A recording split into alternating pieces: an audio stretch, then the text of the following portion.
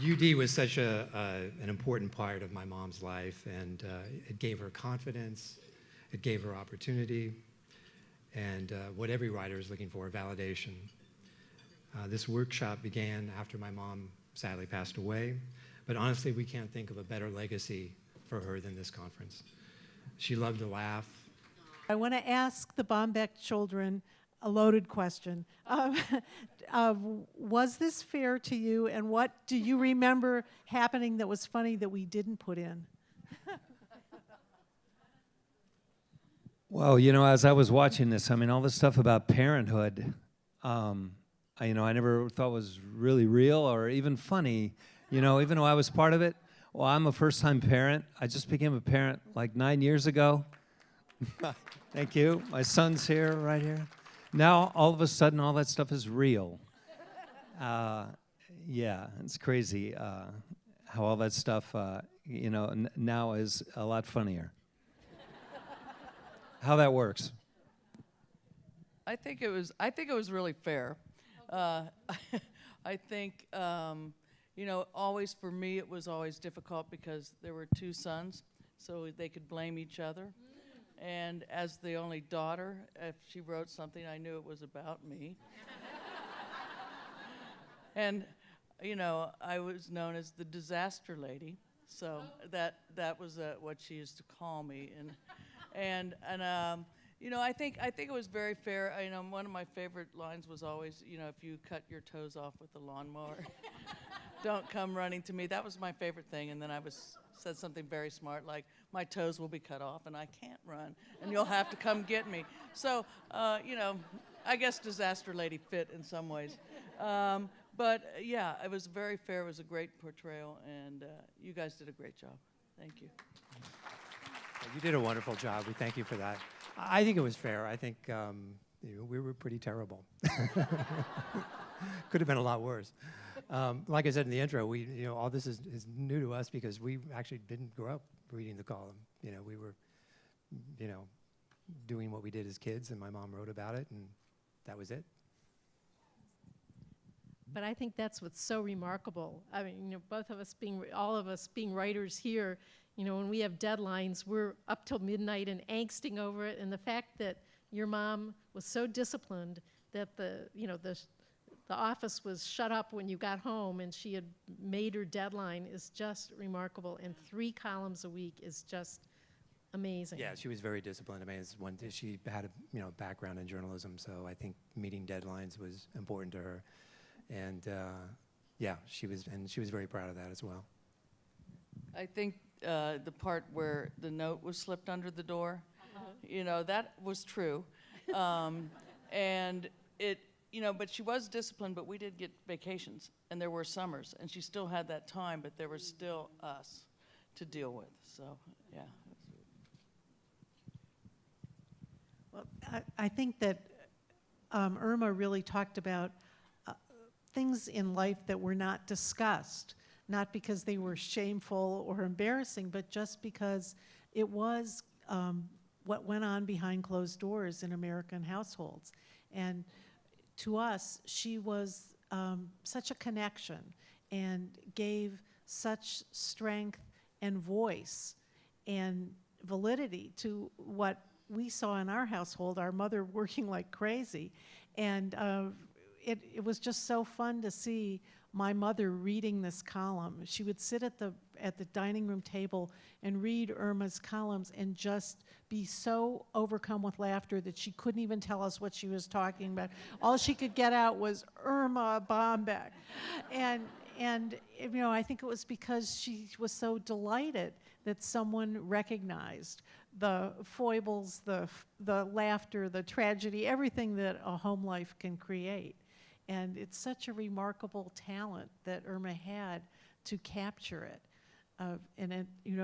We know how rare it is because there really hasn't been anyone that's been able to follow in her footsteps. So I wanted to ask the kids, I know you didn't read the columns, but when you were in school, didn't your friends' parents read it, or did they ever ask you, hey, look, your mom wrote about you in this way? Well, I don't know if this answers that question, but, on that same note, when I'm taking my son to school, I mean, I tell you, sometimes I feel like my mom. I mean, and I hear these conversations, and I know I'm like the oldest parent there, right? But I just all I can do is just shake my head. I can't really say anything, and I hear these conversations about, things that they're concerned about. And I'm just like, oh my gosh, if my mom was here right now, this would be so much material for her right now that I could share with her. It would just be amazing. But I don't say anything. But anyhow, that was. Someone at our school asked, I think it was a teacher who asked, what do your parents do for a living, or what does your dad do, what does your mom do? And I said, I think she's a syndicated communist.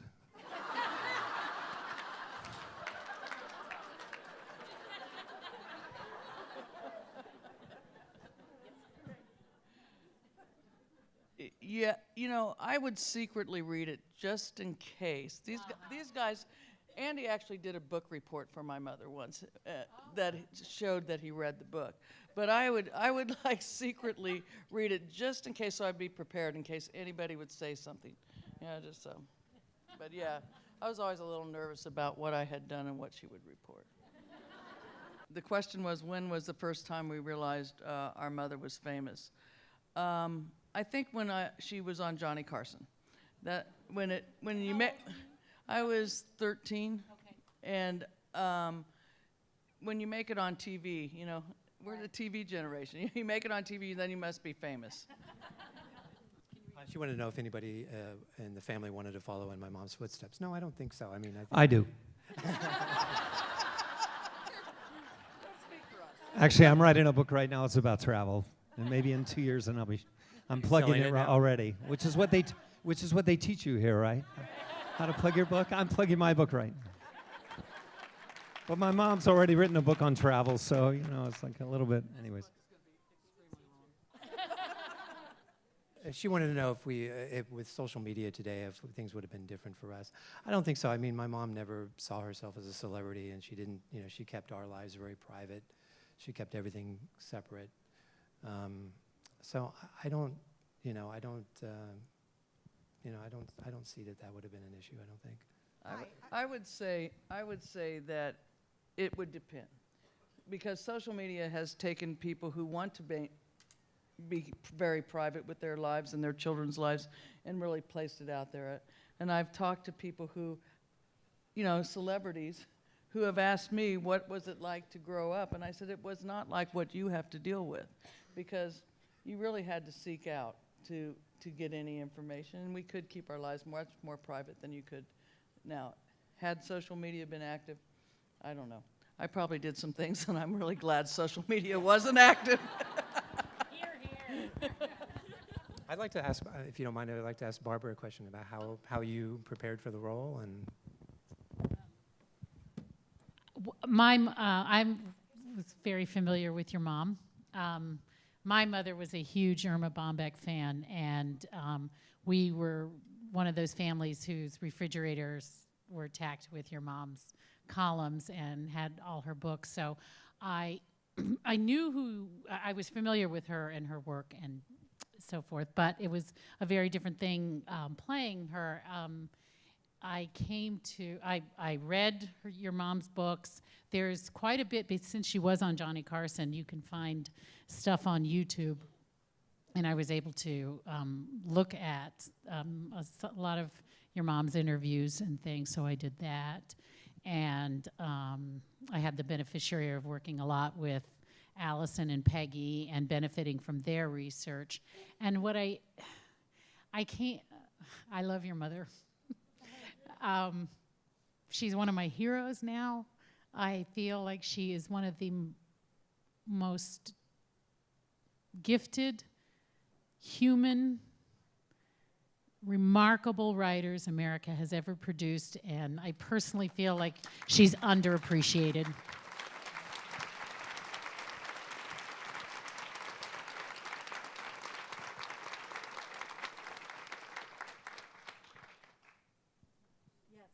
Hi, I've worked in women's health my whole life, and my mom was a big Erma fan, and this is a very commemorative situation, being here at the workshop and enjoying your presentation.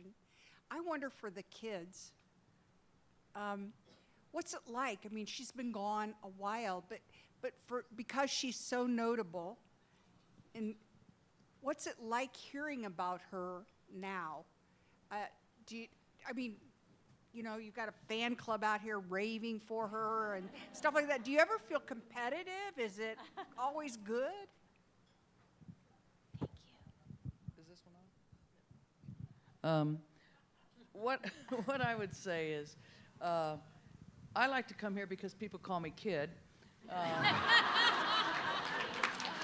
You know, there is that advantage. You know, I enjoy it. I think that in a lot of ways she is not as recognized as I think she should be still, and it's been 20 years since her death. It will be 20 years on the 22nd of April. So it has been a long time. But I realize I will go back and read her books, and I will realize that they're very timeless. And there is a lot, you know, it's still very funny. It's still very current. It's still, I have friends who now give it to their children who are having children because it makes sense to them now. Yes. And I think more people need to read her. I think that humor and all the things that she talked about is really, really important. I'm glad that this workshop takes place. I'm glad so many people want to attend. And I just think it's great. You know, I've learned to accept, you know, my mom's, popularity, has, dropped considerably. I mean, you wouldn't recognize that here. Coming to this, which makes this event, so cool, because my mom would be so supportive of this, and it's just a great legacy, and that this event, continues, so.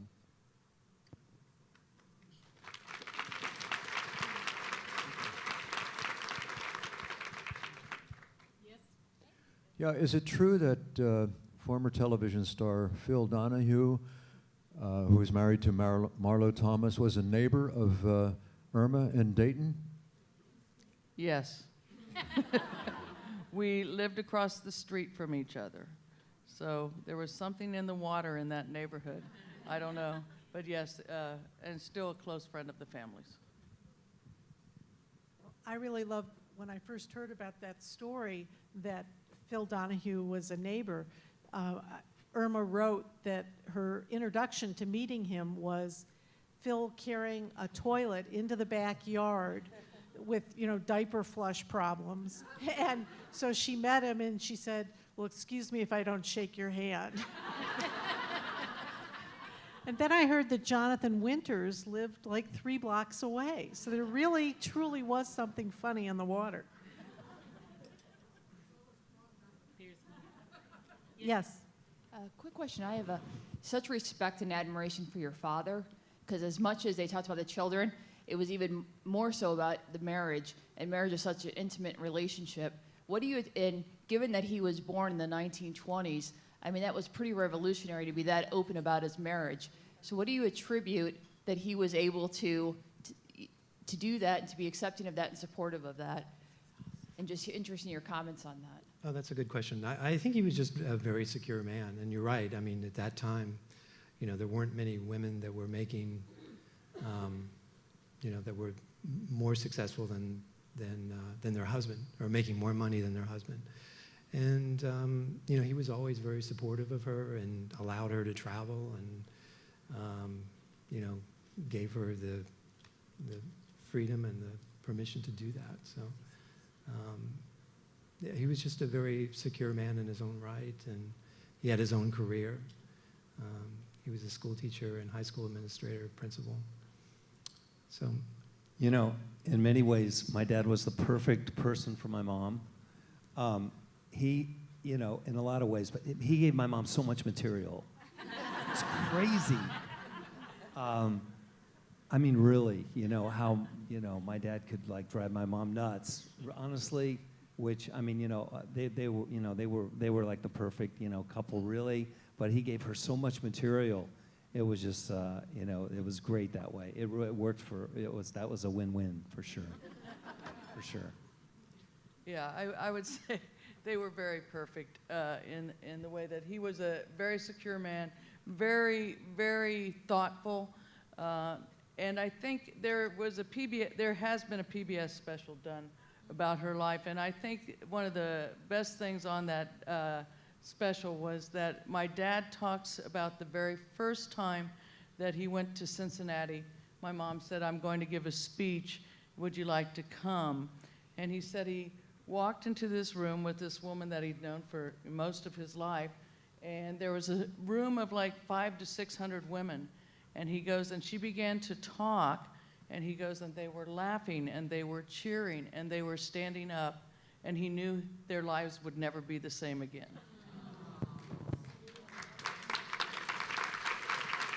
Hello.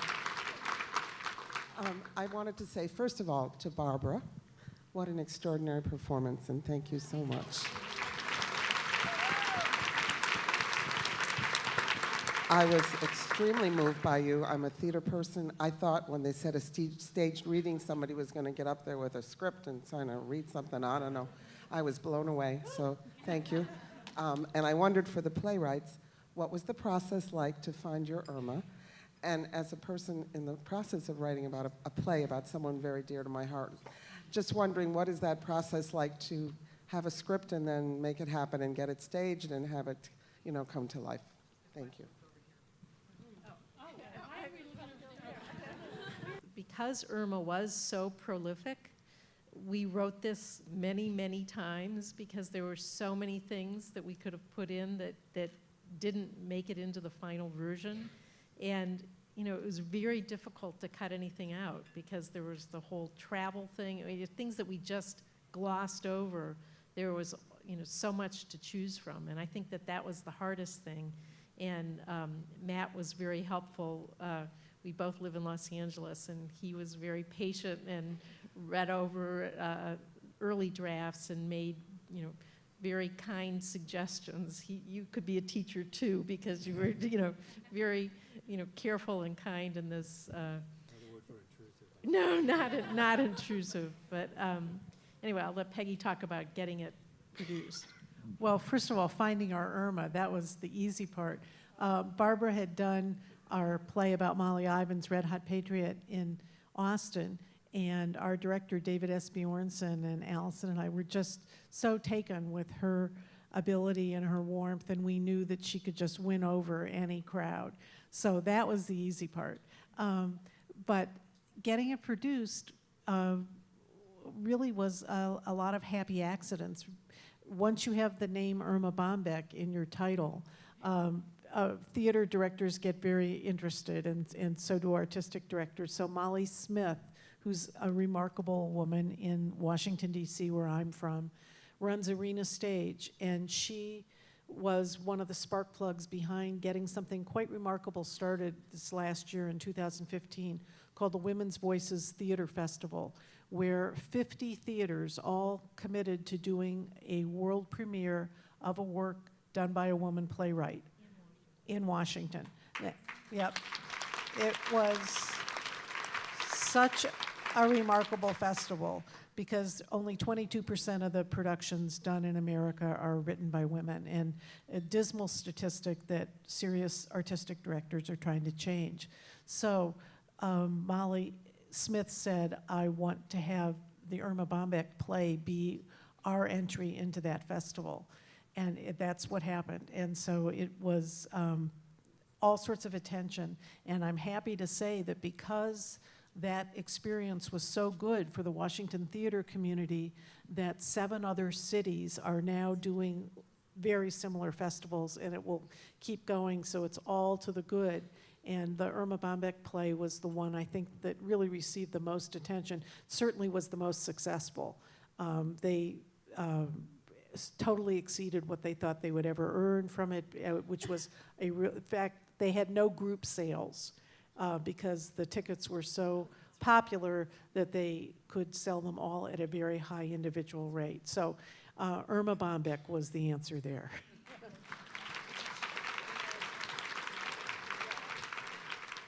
I think Matt mentioned it's going to Cincinnati opens next May 6th through, I think, June 17th. at Playhouse in the Park. With Barbara. Oh, with Barbara as Erma. So, and a little bit bigger stage. Hi, over here. I have often asked my kids at random, what's one thing off the top of your head that you think of that I say to you a lot? Can each of you think of one thing off the top of your head that you remember your mom saying to you? Call your mother.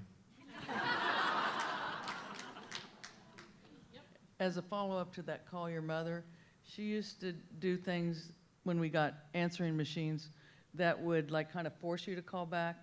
She would say things like, your father and I are reworking the will, and we were thinking, and then hang up.